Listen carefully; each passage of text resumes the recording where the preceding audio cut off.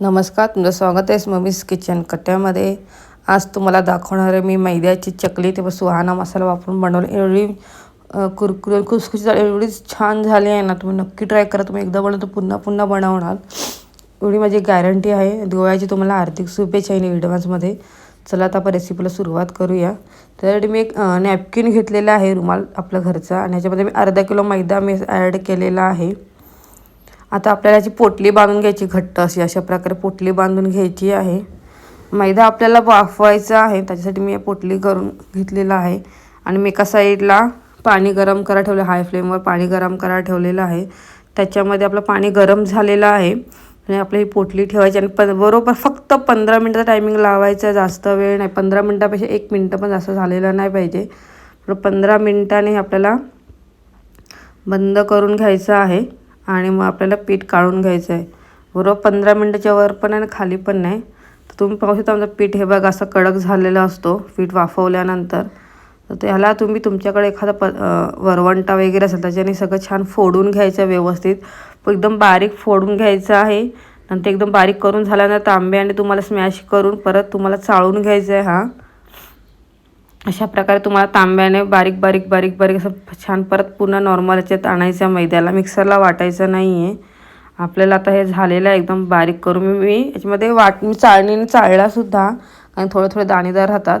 आता मी सुहानाचा हा चकली मसाला आणलेला आहे। अर्धा किलो मैद्याला हा 1 पॅकेट सुहाना चकली मसाला परफेक्ट आहे। तसं चकली मसाला टाकून आपल्याला परत एकदा एकजीव करून घ्यायचं, बाकी काही टाकायची गरज नाही।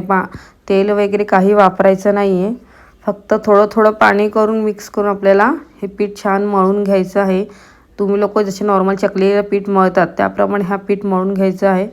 म्हणून मी असं छान पाणी हळूहळू टाकून छान पीठ मळून घेत आहे। आणि मला कमेंट नक्की बनवा आणि मला कमेंट करून सांगा कसे झाले होते चकली। याची रेसिपीला खूप उशीर झालेला आहे, कारण माझ्या मुलाची तब्येत बरी नव्हती 8 दिवस, त्याच्यामुळे खूपच उशीर झालेला आहे। पाणी खूप सारं टाकत नाही राहायचं आहे, तर पाणी थोडं थोडं करून टाकायचं आहे आपल्याला, नाही तर पीठ जास्त सैल होईल। त्याच्यामुळे मी पाणी अगदी थोडं थोडं करून टाकत होते। आपलं पीठ मळून छान झालेलं आहे। या माझी लेक म्हणते मम्मा चकली मस्त, म्हणजे घरच्यांना सगळ्यांना चकली आवडलेली आहे, इतकी छान झाली। आपल्याला साचा आहे चकलीचा, त्याच्यामध्ये आपल्याला पीठ छान भरून घ्यायचं आहे। आणि आता आपण चकली बनवायला घेऊया।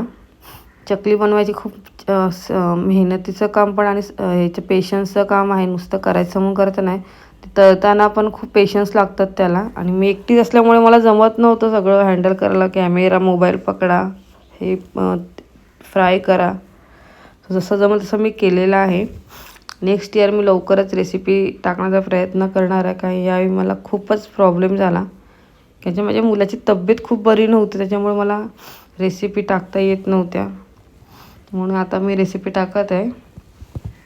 आता साच्यात पूर्ण भरून घेतलेलं आहे। आता मी सगळे एका प्लेटमध्ये सगळं मी चकल्या, तुम्हाला लहान पाहिजे लहान, मोठे पाहिजे तर मोठे, अशा प्रकारे तुम्ही साच्यामध्ये चकली करू शकता। तुम्ही पाहू शकता म्हणजे चकली छान सुंदरशी पडत आहे व्यवस्थित।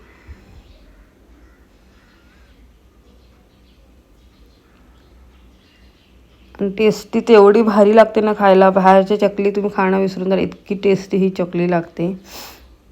ही रेसिपी माझ्या सासूबाईंची आहे, पण मैद्याची वाफवून करायची, पण चकली मसाल्याची आयडिया ही माझी आहे, कारण की मी एकदा असं चकली मसाला ॲड करून ट्राय करून पाहिली, ती इतकी भन्नाट झाली की माझ्या सासूबाईंना पण आता आवडायला लागली। मग त्याही आता ते वरून पहिले जे जिरं, लाल मिरची पावडर वगैरे वरून टाकायच्या, पण त्यांना एकदम माझ्या हातची ही चकली खाल्यापासून त्यांना खूप आवडायला लागली, तेव्हापासून ते आपण आता हे करतायत, असे चकली मसाला आणूनच बनवायला घेतात आता। नाही तर पहिलं त्या असं काय वरूनच जिरं, तीळ वगैरे असं वरून टाकायचे त्यांच्या अंदाजेनुसार। आता अशा प्रकारे आपल्या सगळ्या चकल्या करून झालेल्या आहेत। तुम्ही पाहू शकता माझ्या चकल्या किती छान सुंदर झालेल्या आहेत। मी एकदम मोठ्या नाही केला, छोट्या मोठ्या मीडियम साईजच्या केलेल्या आहेत चकल्या। आता आपण घेऊया डीप फ्राय करायला। डीप फ्राय करताना पण गॅस आपल्याला मीडियमच ठेवायचा आहे, हाय किंवा लो करायचं नाही आहे।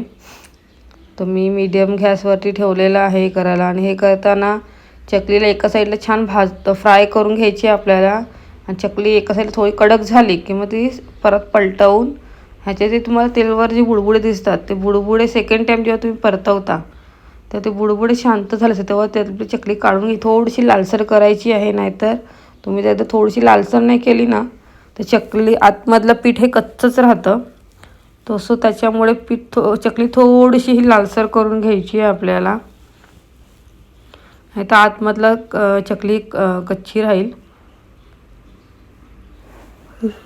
हे पेशन्सचं खूप काम आहे. चकली फ्राय करताना कुठली गडबड करायची नाही, घाई करायची नाही, तर चकली तुमची बाहेरून कुरकुरीत होईल, आतमधली कच्ची राहील. सो त्याच्यामुळे चकली फ्राय करताना खूप पेशन्सचं काम आहे. आता आपण चकली छान फ्राय आपली कडक झाली एका साईडने. आता आपण ती पलटवून घेऊया. अशा बघा सगळ्या चकल्या फ्राय करून घ्यायच्यात आपल्याला.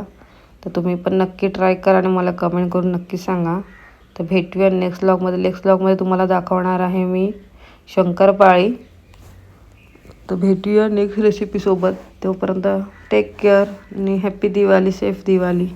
Bye bye.